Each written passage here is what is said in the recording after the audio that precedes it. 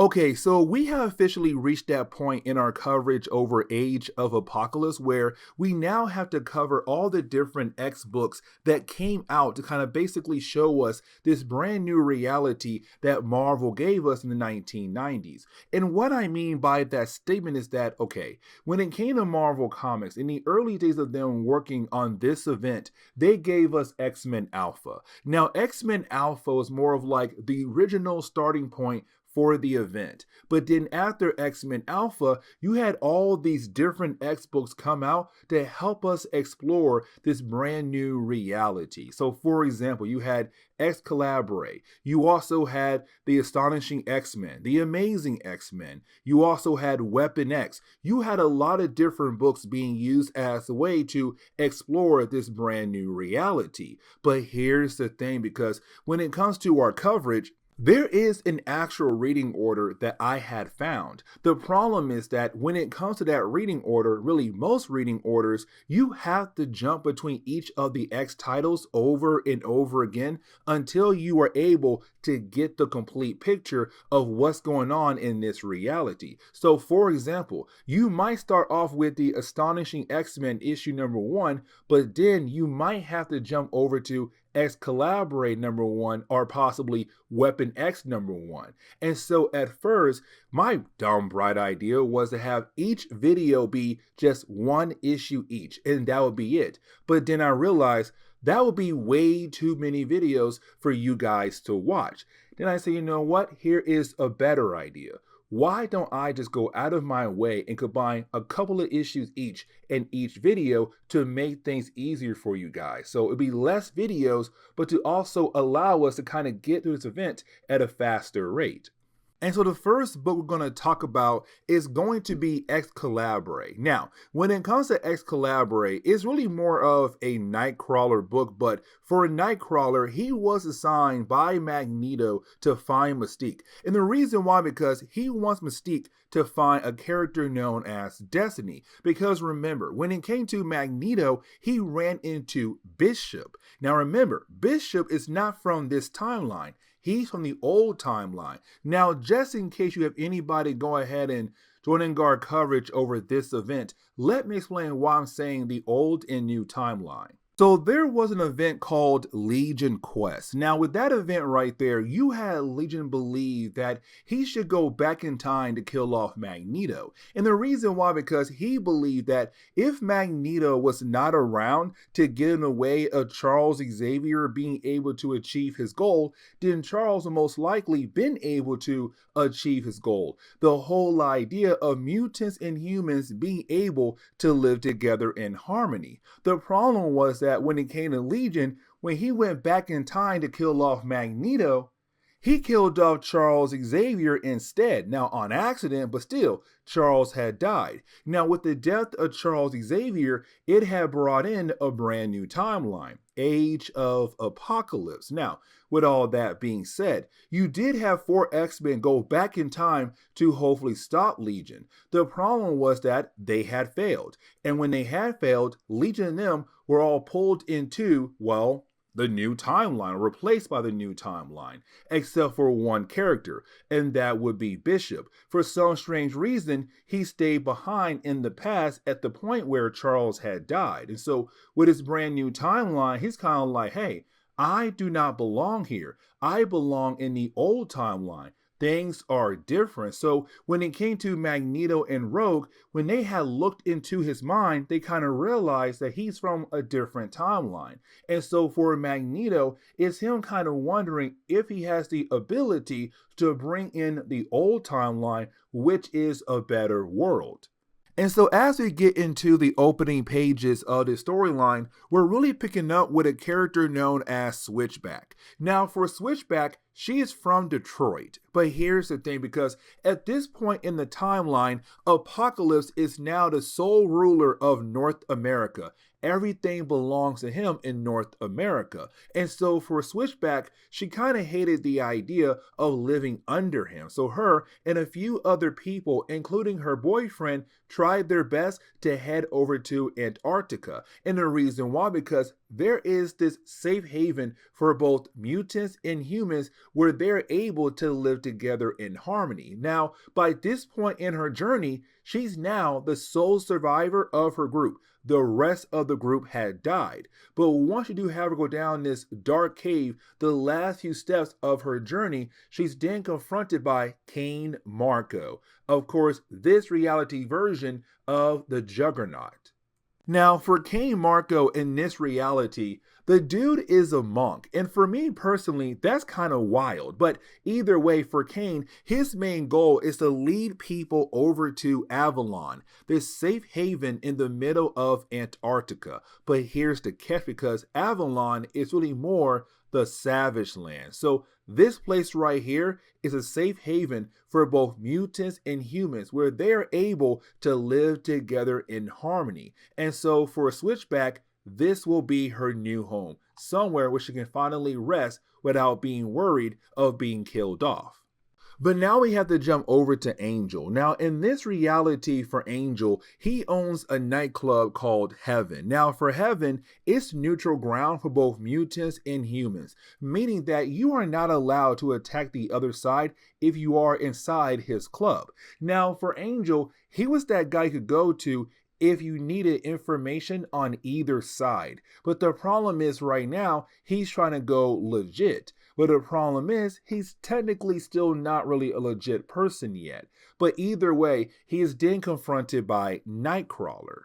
And the reason why you have Nightcrawler going out of his way to meet up with Angel, because Nightcrawler needs a way over to Avalon to be able to meet up with his mother, Mystique, but to also find Destiny. Now, with all that being said, for Angel, he had heard a lot of things about Mystique, and most of the things that he had heard is not really that great. Like, for example, for Mystique, she is somebody who can help you get over to Avalon. The problem is that it costs a lot of money to be able to get her help to get you over there. And most of the time, people who try to use her are left with nothing once they do arrive. And the reason why, because they gave everything over to her. Now, for Nightcrawler, he knows what kind of person his mom is. But either way, he's getting very annoyed by Angel. He's all like, listen, I didn't come here for a story or how you feel about my mother.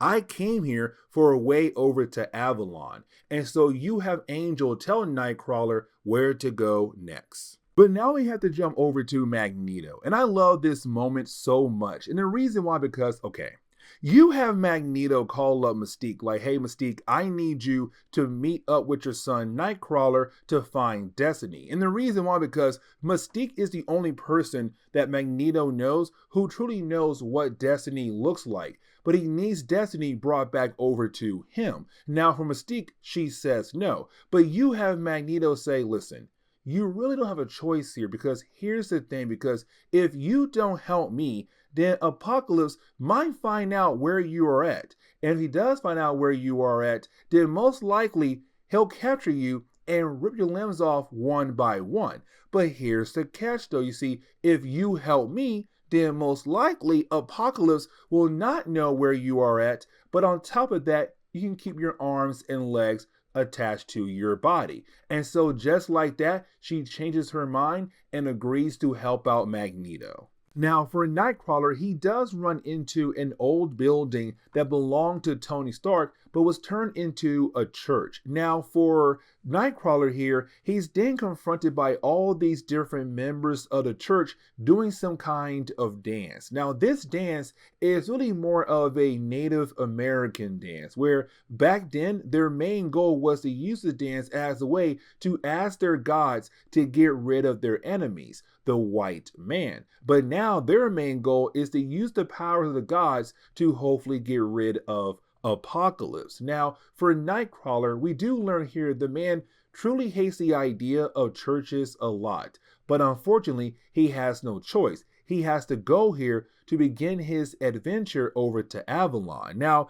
we do learn from John Prowse, or the people here at this church, they don't like Mystique at all. Because like I said earlier, for Mystique, she could help you get over to Avalon, but the problem was that it would cost you a lot of money to be able to use her services. And so for these different members of this church, they know what she does to poor people who are trying their best to get over to Avalon. Now you have Nightcrawler go out of his way to make a statement like, hey, you know what? Let me hold your finger, teleport away. Now you lost that finger, you're bleeding out, but hey, I'm here to remind you your job right now is to help me to get over to Avalon. So you know what? You better hurry up before you lose more fingers. While you had Nightcrawler there talking to John Prowstar, there was a spy there for Apocalypse, and we kind of find out that was Danny Moonstar. So she went over to Apocalypse to inform him what she had just learned. And so for Apocalypse, his main goal now is to send Deadpool, Dammask, the Pale Riders, and also Danny Moonstar over to Avalon to get a hold of Mystique finally, because Apocalypse really does want her a whole lot. But also, he wants to go out of his way to get rid of Avalon once and for all. But getting into the ending for X-Calibre issue number 1, we pick up with, well, Kane Marco bringing over Switchback to Avalon, where she is confronted by Destiny. Except when you have Destiny go out of her way to touch the hand of, well, Switchback, she sees a very dark future, and she screams out for help because apparently she sees Apocalypse coming down the road. But now we have to jump over to Gambit in the Xternals. Now, Gambit in the Xternals is really more of the idea of us seeing Gambit lead a team that he had put together shortly after the X-Men Chronicles storyline. Because remember, we had covered X-Men Chronicles that took place prior from X-Men Alpha. In the Chronicles series, we had learned that when it came to Gambit, he was a member of Magneto's X-Men, but he had left the team because, well, unfortunately, Rogue did not choose him. Rogue had chose Magneto instead and had a child with Magneto. And so for Gambit, he had left them behind and formed his own team, the Xternals. And so as we get into the opening pages of this issue right here, we pick up with Jubilee trying her best to get away from some Infinites. Now remember, the Infinites are people who work for Apocalypse. Now we do learn here that for Jubilee, she had went out of her way to steal some supplies, medical supplies, from Apocalypse forces. So of course, the Infinites are not really happy about the idea of her doing that. So they're trying their best to capture her. But while trying to do that, you didn't have Jubilee at the very last second get saved by two characters, Strong Guy and Sunspot, who are part of Gambit's Xternals team. But you do have the two characters being able to protect Jubilee and also supplies that she has stolen. And you had our heroes take the supplies over to the safe house that's currently being used as a way to protect a group of humans. Now, here's the thing, because this group of humans are being led by a character known as Lila Cheney. Now, for Lila, in the old Marvel timeline, she was a mutant, but apparently in this reality, she is a human. And that right there is pretty interesting early on in this storyline. Now, for Lila, she does inform the Xternals they need to go ahead and go downstairs and meet up with their leader, and of course, that would be Gambit.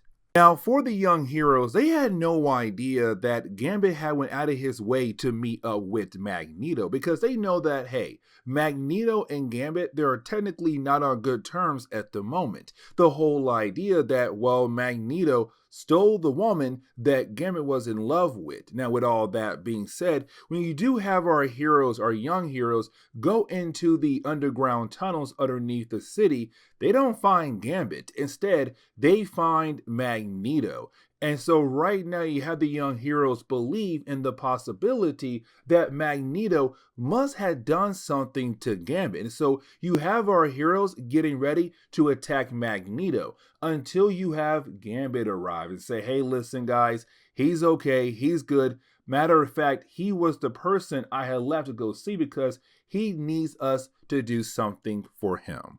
Now, for a brief moment, we do jump over to Richter in this reality. Now, here's the thing, because Richter is working for Apocalypse, but his main goal is to move up in the chain. And so right now, he's very upset about the idea the Xternals were able to get away with that medical supply, because that right there kind of shows that he is unable to protect this area like he was supposed to.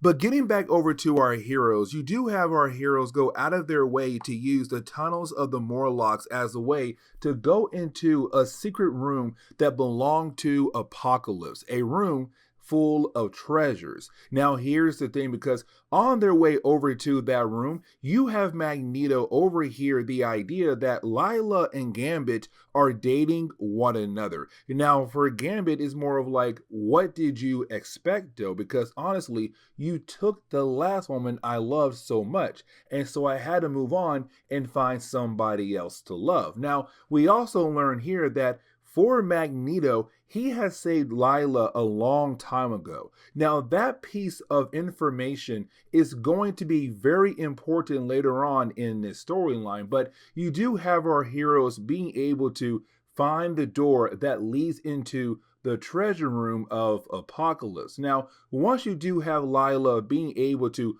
open the door, they're very amazed in what they're currently seeing. But the problem is that they're then confronted by some members of the Madre. Now, the Madre works for Richter, of course, Richter being a bad guy in this reality who works for Apocalypse. But you do have our heroes being able to easily take out the different members of the Madre. Now, it does take them a tad bit of a while, but again, very quick battle here. But once you have our heroes being able to take them down, we kind of find out Sunspot was able to find the librarian of the treasure room, and that would be Peter Corbeau. Now, Peter Corbeau was a close friend of Charles Xavier in the old timeline. Matter of fact, for Peter, he was a top-notch scientist, a lead researcher over at NASA, but apparently he was the one working with Magneto to help Magneto find a special item that's not even on Earth. Yes, you heard that right.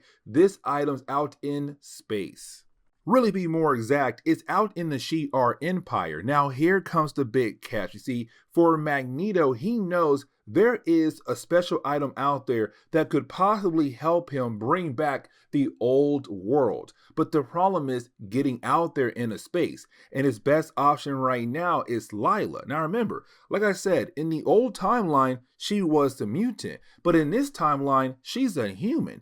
But we kind of find out that technically she is a mutant, but she had no idea she was one, because remember, Magneto did save her a long time ago, but he had saved her from Apocalypse, because Apocalypse knew back then that Lila was a powerful teleporter. But the problem was that after she had used her powers that one time, she kind of blocked it in her mind that she was a mutant. And so this is Magneto saying, we have to unblock what you have locked away to kind of show you that one, you are a mutant, but two, to kind of help teach you how to use your powers. Now for Peter, he had created this device that will help Lila unlock her powers once again. And so while you have his machine being able to do that, well, unfortunately for our heroes, you then have Richter appear. Now for Richter, his main goal is to stop the Xternals. Now unfortunately for Richter, you do have Lila being able to open up a portal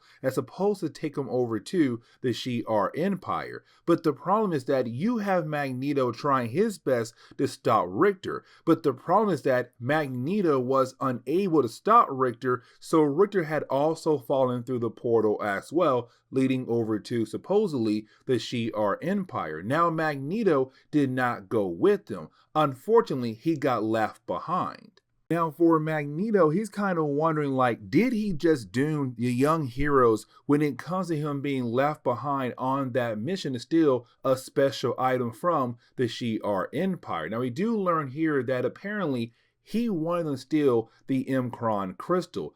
That's what's over there in the Shi'ar Empire that Magneto wants so badly. But now he's wondering, will the young heroes be able to actually get their hands on that item, with Richter being there as well, possibly? Now, with all that being said, for Peter, he knows he has to leave because he was technically working for Apocalypse. He was the man in charge of this room. And so with everything now being wrecked, he now knows he has to leave. So you have Peter go ahead and begin the self-destruct sequence, and he dips out. And the book ends on that note right there. So with that being said, guys, please leave me a like down below and subscribe. But guys, see y'all next time. Later.